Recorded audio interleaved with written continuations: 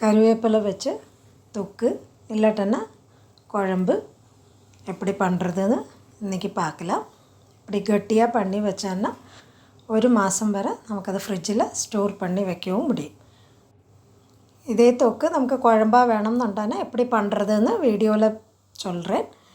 இந்த தொக்கு നമുക്ക് ചാത്തോടെ കൂടെ പരിമാറ முடியும். இல்லாட்டனா இட்லி தோசையோட கூட நமக்கு இதே தொக்கு நமக்கு தொட்டுண்டு சாப்பிடலாம்.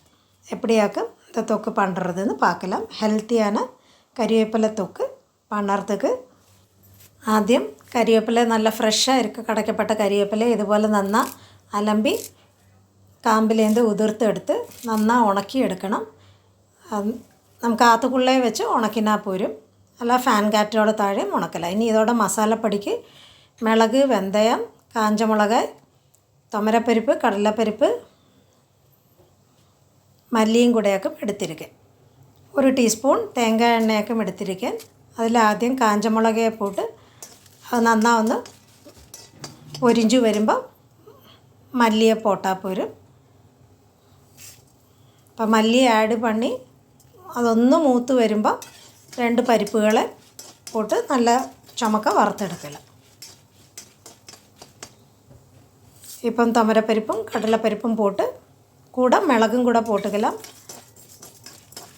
ഏകദേശം നിറം മാറി വരുമ്പോൾ വെന്തയവും കൂടെ പോട്ട് നല്ല പൊൻനിറമാവുന്നത് വരെ വറുത്തെടുക്കല. ഇതുപോലെ നല്ല പൊൻനിറമാവുമ്പോൾ അത് മാറ്റി വെച്ച് തണുപ്പിക്കറത്തേക്ക് വെക്കലാം. ഇനി ഇതേ വാനിലയിൽ ഒരു ടീസ്പൂണും കൂടെ തേങ്ങ എണ്ണയെ വിട്ട് നന്നാ ഉണക്കി എടുത്തിരിക്കപ്പെട്ട കരിവേപ്പിലയെ നല്ല മുരുമുര ആവറുത് വരെ ചിന്ന വാനിലയിൽ വെച്ച് വറുത്തെടുക്കല. കൈവിടാமல் അതുപോലെ ഇളക്കിണ്ടിരുന്നാൽ പോരും. അതോടെ കളറും അധികം മാറാതെക്ക് നല്ല കൊഞ്ചം ക്രിസ്പിയായി കിടക്കുമ്പം നമുക്കത് പൊടിച്ചെടുக்கிறதுக்கு എളുപ്പമായിരിക്കും. ഇതുപോലെ ആയി കിടക്കുമ്പോൾ അതും തണുപ്പിக்கிறதுக்கு മാറ്റി വയ്ക്കലാം. ഒരു ചിന്ന എലുമിച്ചമ്പഴം പുളിയെ ഇതുപോലെ വെള്ളത്തിൽ ഉമിഴ്ത്തി വെച്ച് അതോടെ ജ്യൂസ് അരിച്ചും വെക്കല. ഇനി രണ്ട് പൊടികളെയും പൊടിച്ച് കൂടെ ഒരു തക്കാളിയെ മിക്സിയിൽ ഇതുപോലെ വിഴുതുപോലെ വെക്കലാം. കൂടെ 15-20 പൂണ്ടും ഒരു അര കപ്പ് ചിന്ന വെങ്കായവും എടുക്കല. ഇനിയും ഒരു വാനിലയിൽ നല്ലെണ്ണയാക്കും എടുത്തിരിക്കാൻ 2 മുതൽ 4 ടേബിൾ സ്പൂൺ വരെ നല്ലെണ്ണയെ ചൂടാക്കി കടുകും കാഞ്ചമുളകയും പോട്ട് നന്നാ പൊട്ടി വരുമ്പോൾ അതിൽ വെന്തയവും അര ടീസ്പൂൺ ജീരകവും പോട്ട് നന്നാ മൊരിഞ്ച് വെന്ത് കഴിഞ്ഞിട്ട് ഒരു പിടി കരിവേപ്പിലയും കൂടെ പോടല. നമ്മൾ കരിവേപ്പില പൊടിച്ചിരിക്കും, എന്നാലും ഇതുപോലെ താളിപ്പിൽ കരിവേപ്പില പോടുമ്പോൾ നല്ല വാസനയായിരിക്കും. കരിവേപ്പില പോട്ട് അതോടെയും ചത്ത ഒന്ന് അടങ്ങി കഴിയുമ്പം ആദ്യം പൂണ്ട് പോട്ട് നന്നാ വതക്കിയെടുക്കല. അപ്പം എന്താ പൂണ്ടോടെ പച്ചമണവും മാറിക്കിടയ്ക്കും. ഏകദേശം ഒന്ന് ചത്ത അടങ്കറുത്ത് കാർത്ത് നമുക്ക് ചിന്ന വെങ്കായവും പോട്ട് വെങ്കായം നന്നാ പൊരിഞ്ചു വറത് വരെ വഴറ്റിയെടുക്കല. അതോടെ കളറൊന്ന് മാറി ഏകദേശം ചത്തം അടങ്ങി വരുമ്പം ഇതുപോലെ വരുമ്പം എന്താ എണ്ണയിൽ തന്നെ നമുക്ക് മഞ്ഞൾത്തൂളും കായപ്പൊടിയും പോടല. എന്താ എണ്ണയിൽ പോട്ട് മൂപ്പിക്കുമ്പം അതൊക്കൊരു നല്ല വാസനയും കിടയ്ക്കും. എന്താ പൊടികൾ നന്നാ മൂത്തും കിടയ്ക്കും. അതിൽ തക്കാളിയോടെ വിഴുത പോട്ട് ഒന്ന് എണ്ണ തെളിയറത് വരെ നന്നാ വഴറ്റിയെടുക്കരുത്.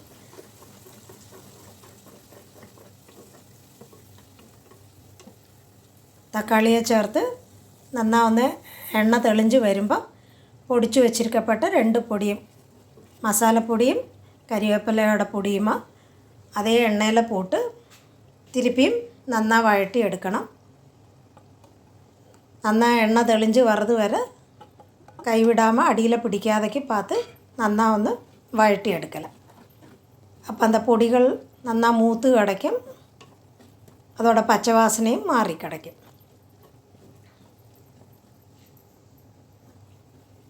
ഇതുപോലെ സൈഡിലതാ എണ്ണ നന്നാ തെളിഞ്ഞ് വറത് കാണില്ല. തെളിഞ്ഞ് വന്നതിക്ക് പിറക് അതിൽ പുളി നന്നാ കരച്ച് അരിച്ചാക്കും വെച്ചിരിക്കാൻ. ഇത് 1.5 കപ്പ് തണ്ണി വിട്ടാക്കും പുളിയെ നന്നാ കരച്ച് വെച്ചിരിക്കാൻ. അത് അരിച്ച് ചേർക്കുക തന്നെ നമ്മൾ ഒരു മാസം വരെ നമുക്കത് ലാസ്റ്റ് ചെയ്യും. അതിലെ കൊട്ടയെല്ലാം വിഴുந்து തന്നെ இந்த തൊക്ക് എളുപ്പം ചപ്പട്ടയായി പോകും. அதுக்காக അരിച്ച് ചേർക്കരുത്. സ്ട്രെയിൻ പണി പുളിവെള്ളം ചേർത്താണ് ഏത് പിക്കിളാനാലും പുളി ചേർക്കറാനന അരിച്ച് ചേർക്കില്ല. അപ്പോൾ അത് ലാസ്റ്റ് ചെയ്യും. നന്ന തേവയ്ക്കകത്ത ഉപ്പും ഒരു ടീസ്പൂൺ വെള്ളവും കൂടെ പോട്ട് ചിന്ന വാനിലയിൽ അത് തിളപ്പിച്ചെടുക്കല. നന്നാ കുറുകി എണ്ണ മേലെ നന്നാ മുതന്ത് വറുത് വരെ തിളപ്പിച്ചെടുത്ത് തന്നെ നല്ല തൊക്ക് പോലെ നമുക്ക് കഴിക്കാം. അല്ല ഇത് കുഴമ്പ് പോലെ വേണം എന്നുണ്ടെങ്കിൽ പുളി കരച്ചെടുക്കുമ്പോൾ 2-2.5 കപ്പ് തണ്ണി വിട്ട് നന്നാ കരച്ചെടുത്ത് ഇതുപോലെ തന്നെ ബോയിൽ പണി എടുക്കുമ്പോൾ ജസ്റ്റ് എണ്ണ തെളിഞ്ഞ് വരുമ്പോൾ നമ്മൾ ഓഫ് ചെയ്താണ്. നല്ല ലൂസാണ്, ഗ്രേവിയാണ്, കരിവേപ്പില കുഴമ്പ് പോലെ എടുക്കില്ല. ഇതിപ്പം ലോങ് ലാസ്റ്റിംഗ് ഒരു മാസം വരെ നമുക്കിത് ഫ്രിഡ്ജിൽ നമുക്ക് സ്റ്റോർ പണി വെക്കപ്പെട്ട തൊക്കോടെ ഇത് രീതിയിലേക്കും എടുത്തിരിക്കും.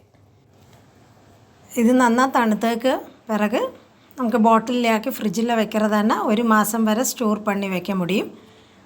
இப்போ இந்த பண்ணின அதே சட்டியில் கொஞ்சம் ஒரு பிடி ചാത്ത പോട്ട് നന്നാ മിക്സ് പണി കിളറി തിന്നறது പണ്ട് പാട്ടി ഇതുപോലെ ഓരോന്നും പണ്ണുമ്പം ഇതുപോലെ ഇത് ഭയങ്കര ടേസ്റ്റാക്കും. ഇതുപോലെ നമുക്ക് പണി എൻജോയ് ചെയ്യാൻ മുടിയവും ചെയ്യും. இந்த தொக்கு നമുക്ക് சாத்தோட கூட சர்வ் பண்ணலாம். இந்த கொஞ்சமாக போட்டால் போരും. அதுக்கு நல்ல விழுதாக இருக்கிறது കൊണ്ട് கொஞ்சம் ஒரு டீஸ்பூன் போட்டாலே ധാരാളமாக இருக்கும். ഇല്ലാട്ടന്നെ ഇത് നമുക്ക് ദോശയോടെ കൂടെയോ ഇഡ്ഡലിയോടെ കൂടെയോ இந்த தொக்கும் சர்வ் பண்ணலாம். எல்லாரும் இந்த രീതിയിൽ കരിവേപ്പില தொக்கு பண்ணி பாருங்கோ. இந்த வீடியோ பிடிச்சதான்னா